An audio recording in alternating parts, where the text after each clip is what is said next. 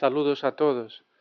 Mi nombre es Marcelo San Martín Fernández y soy jefe de sección del proceso síndrome coronario en el Hospital Ramón y Cajal de Madrid. En esta charla revisaré el manejo médico inicial de la cardiopatía isquémica estable.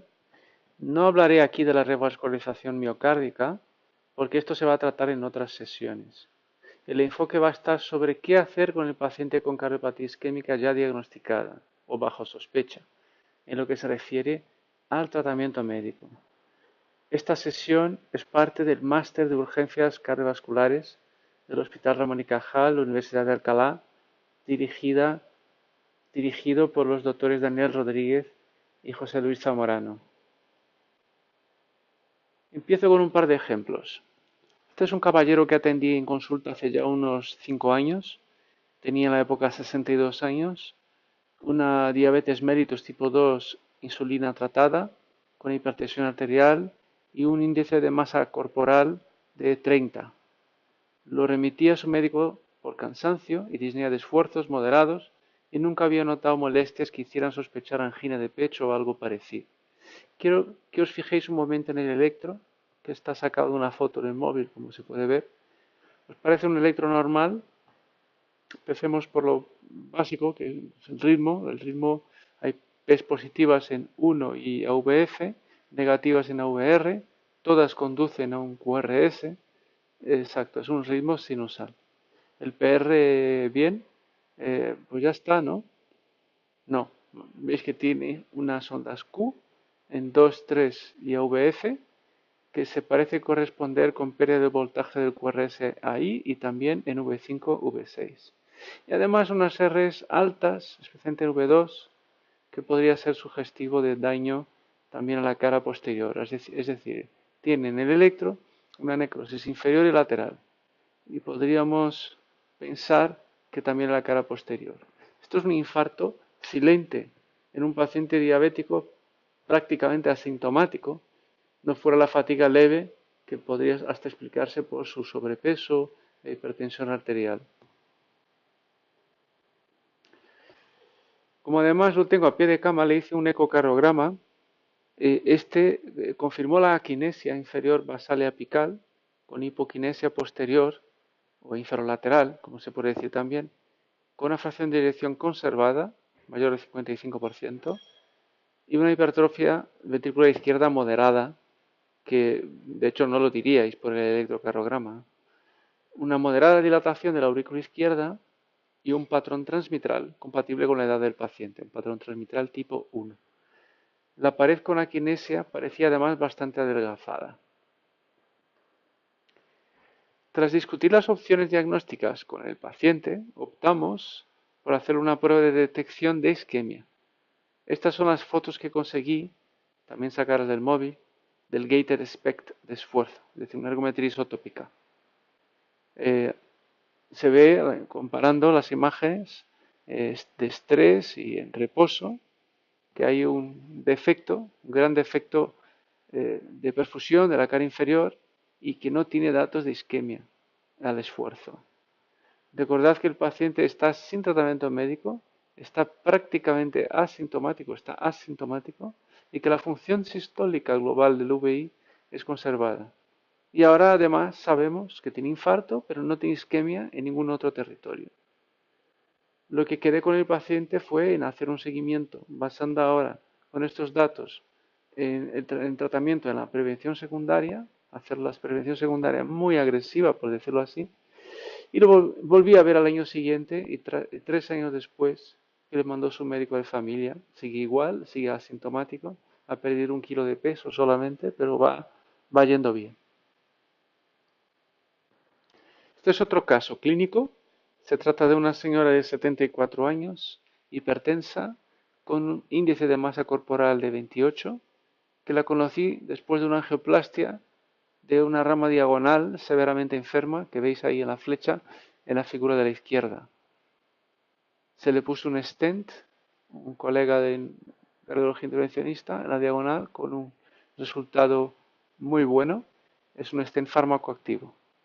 El paciente entró en un ensayo clínico y pasé a verla a continuación.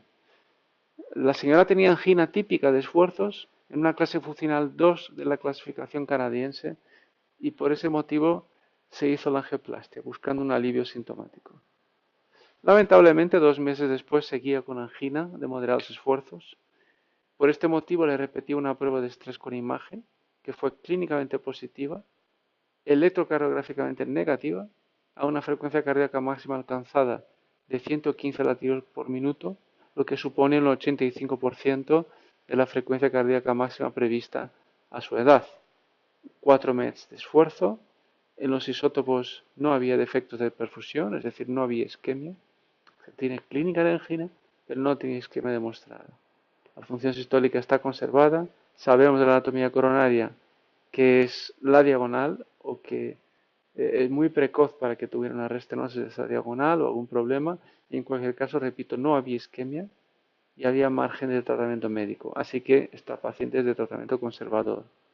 En la época de su tratamiento consistía en triple terapia porque estaba inflamación auricular y había entrado en un ensayo clínico. La triple terapia es con aspirina, clopidogrel y warfarina.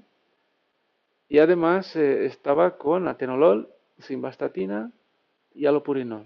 En esta consulta le cambié el tratamiento, especialmente añadiendo atorvastatina en lugar de simvastatina y añadiendo un calcio antagonista dihidropiridínico. Le añadí amlodipino.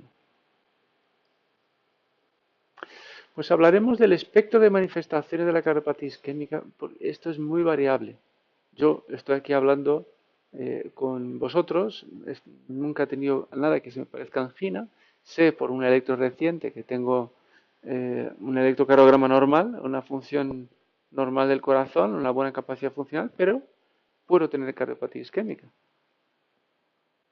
Perdón, puedo tener cardiopatía isquémica, o sea que la tengo aterosclerosis coronaria, puedo tener isquemia y no la noto, ¿no? Es probable entonces que la mayoría de los pacientes con cardiopatía isquémica estable estén asintomáticos y la mayoría con al menos un riesgo cardiovascular clásico.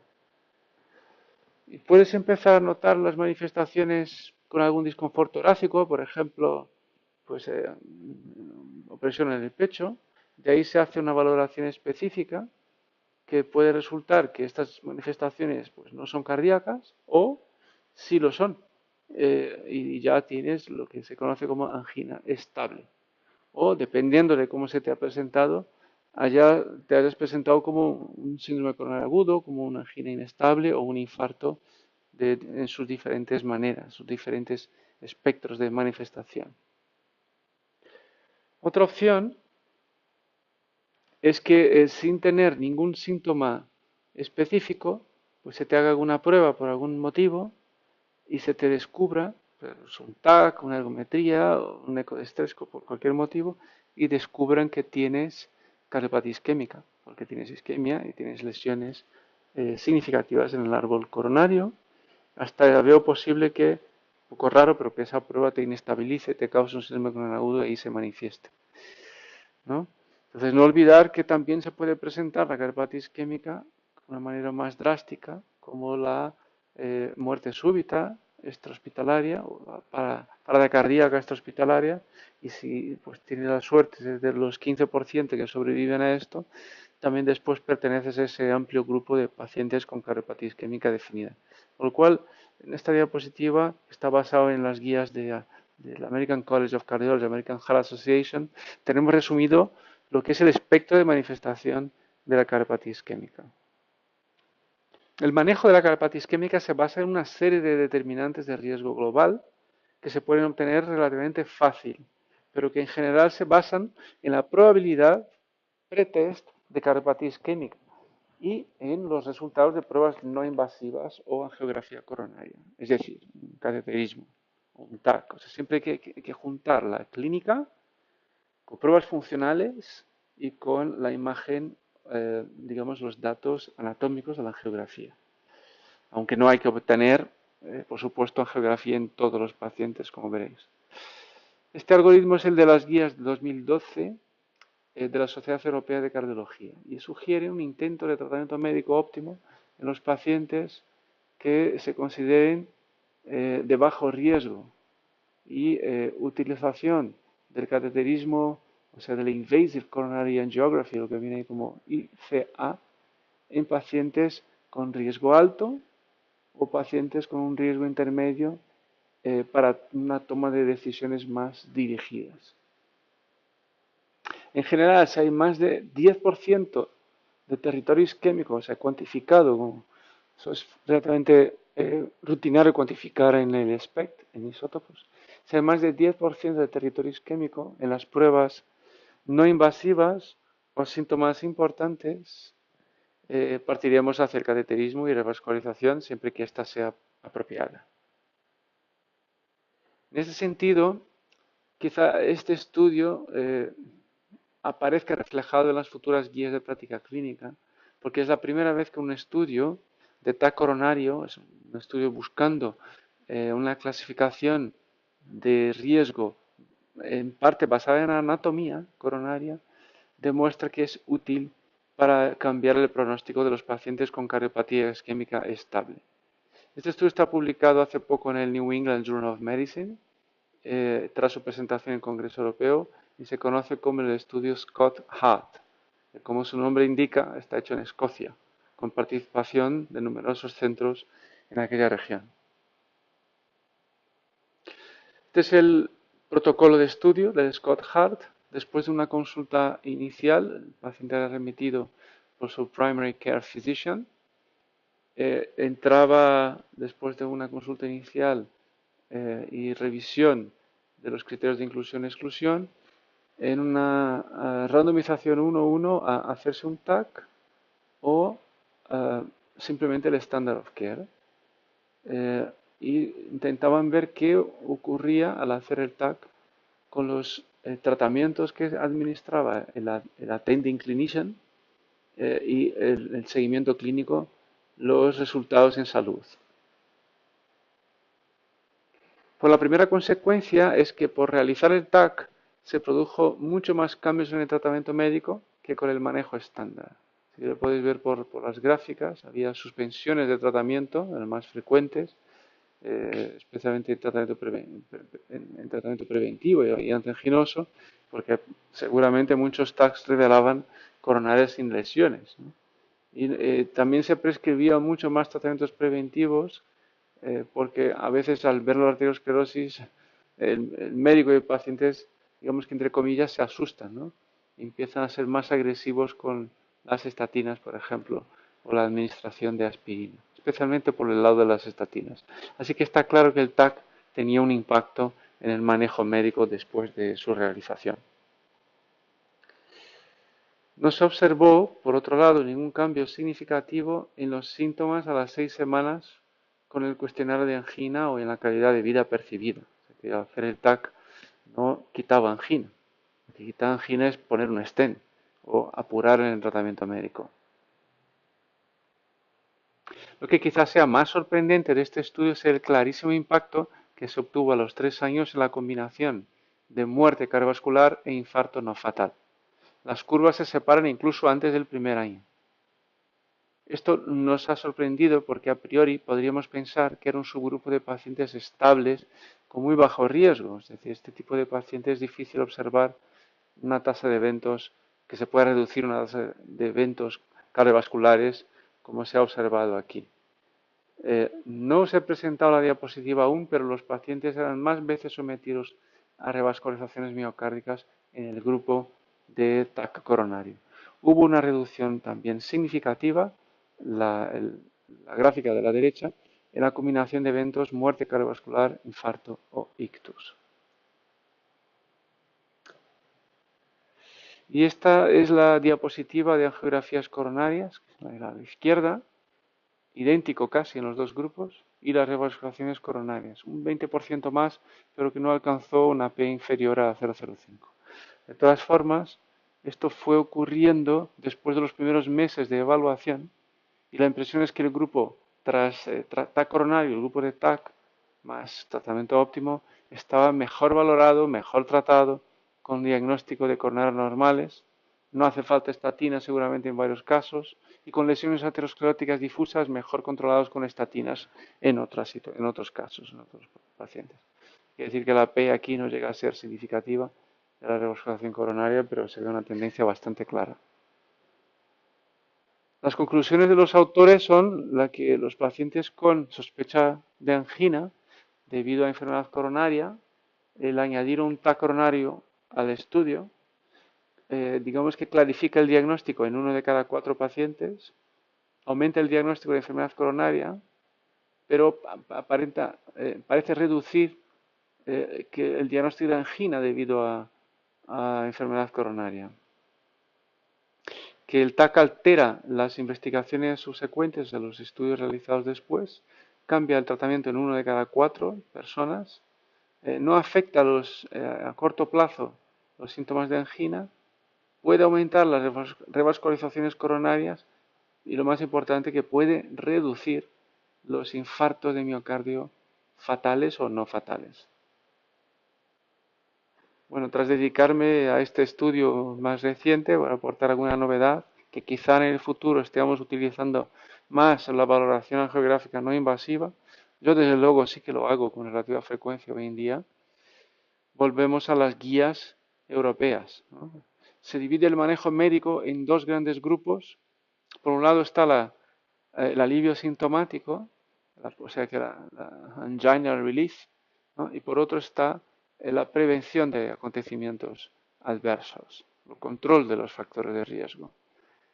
Aquí se hace mucho énfasis en la educación sanitaria, como fármacos figuran la aspirina, las estatinas y considerar los IECA y los ARA2 o los ARA2. Cuanto al manejo sintomático, consideran de primera línea el uso de nitratos de acción corta, es decir, cafinitrina, vernías, nitroglicerina sublingual en caso de dolor, y los beta-bloqueantes o calcioantagonistas no dihidropiridínicos, es decir, los calcioantagonistas con poder de reducir la frecuencia cardíaca. Se puede considerar también otros calcioantagonistas, los dihidropiridínicos, si la frecuencia cardíaca es baja o hay intolerancias, contraindicaciones o se suma beta-bloqueantes más calcioantagonistas dihidropiridínicos si la angina fuera de una clase funcional mayor que 2. Y como segunda línea se pueden considerar añadir o cambiar, pero sobre todo añadir ivabradina, nitratos de acción corta, nicorandil, que no tenemos en España, ranolacina o trimetazidina. Siempre revisar el estado de la anatomía coronaria y las posibilidades de revascularización, porque no hay nada que alivie más o mejor la angina que un, digamos, buen stent o un buen bypass coronario.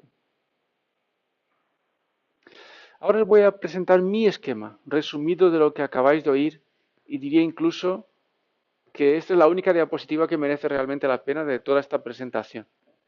Bueno, pues vamos allá. Después de la valoración inicial de los síntomas, valoración pronóstica, incluye aquí una cuantificación de la isquemia, valoración de la función sistólica del VI, los factores de riesgo y las comorbilidades, pues yo repartiría la actividad en modificación del estilo de vida, terapia antitrombótica, estatina potente, antianginosos, antihipertensivos, si es el caso, o tratamiento de la diabetes si se aplica. Cuanto al primer apartado, la primera línea es la abstención completa del tabaco. A veces esto requiere prescripción de fármacos, vareniclina, como decía el Champix, ese sería el más eficaz, dieta, ejercicio físico y control de peso. En segunda línea, y aquí sería lo ideal, que fuera primera línea, que todos estos pacientes fueron remitidos a un programa de rehabilitación cardíaca. O sea, un periodo, digamos que 2-3 meses que les cambiaran la mente, que cambiara su vida, su forma de manejar el ejercicio físico, la dieta y cómo controlar su peso, sus factores de riesgo, ¿no? Esto es muy eficaz en prevenir eventos. Quizá lo de más eficaz que tenemos en cardiología. Y en el capítulo de antitrombóticos tenemos la aspirina a dosis bajas, que es la primera línea, 75 a 100 miligramos, o la anticoagulación. Si el paciente tiene indicación de esto, por ejemplo, fibrilación auricular, esto es uno u otro. No es sumar aspirina al anticoagulante. En general, uno u otro. Y en segunda línea de esto estaría el clopidogrel, en caso de intolerancia a la aspirina o alergia. Es un poco raro hoy en día, porque puedes desensibilizar o la dosis baja de aspirina no suele molestar. Y hay que tener en cuenta que en muchos pacientes de muy alto riesgo estaremos prescribiendo algo más en el futuro, medicaciones del estilo ensayo COMPAS, el Rivaroxabana, dosis vasculares, 2,5 cada 12 horas, que no me da para esta presentación hablar de este tratamiento que todavía no está aprobado. La estatina es para un objetivo y el objetivo es el bajar el colesterol al máximo, por lo menos menor de 70 miligramos por decilitro. O sea, hay que machacar el colesterol. La atorvastatina o rosuvastatina son las drogas de elección. Ahora sabemos cuanto más bajo mejor y hay que valorar añadir ezetimibe, el cambio de la estatina o añadir un inhibidor PCSK9 si no se logran los objetivos. Y como antiaginoso, el beta bloqueantes como grupos, sobre todo bisoprolol o metoprolol, serían la primera opción, pero en casos seleccionados, pues los calcioantagonistas no dihidropiridínicos son necesarios y siempre explicar al paciente cómo deben usar los nitratos sublinguales. De segunda línea, tenemos a la posibilidad de asociar una dihidropiridina, como el amlodipino, a nuestro beta bloqueante, o pues varias opciones, que dependen mucho de la situación del paciente. La ivabradina sería mi preferida, especialmente si la frecuencia cardíaca en reposo es mayor de 60. A veces tienes el paciente con 62 de frecuencia cardíaca en reposo y la ivabradina es aún eficaz, porque cuando hace esfuerzo el paciente se acelera bastante más de cómo está en la consulta. Tenemos también la ranolacina, eso es especialmente útil en aquellos pacientes con frecuencias cardíacas bajas o hipotensos, pacientes diabéticos. Y podemos también asociar el mononitrato oral o alguna forma de nitroglicerina en parche. Como agentes antihipertensivos, los de elección son los IECA o los ARA2 y se pueden usar también combinaciones calcioantagonistas y diuréticos, siempre pues, buscando un objetivo terapéutico de presión arterial.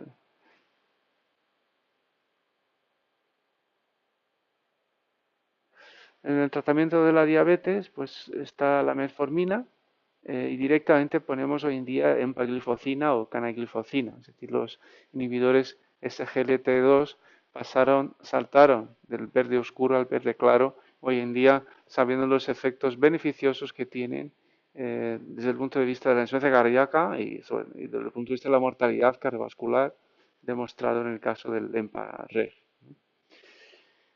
Pues en segunda línea, si no lo tenías puesto, pues los SGLT2 o el liraglutide, especialmente en pacientes obesos, índice de masa corporal mayor de 30, o la insulina que le corresponda al paciente.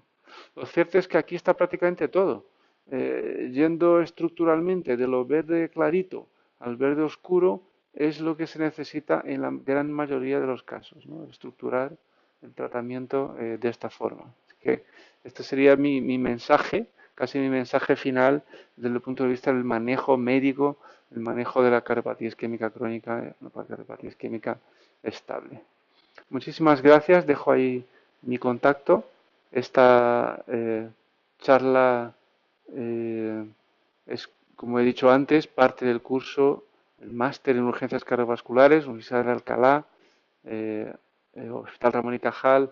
Un agradecimiento es muy especial al doctor Daniel Rodríguez por invitarme una vez más a participar en estos cursos. Un saludo a todos.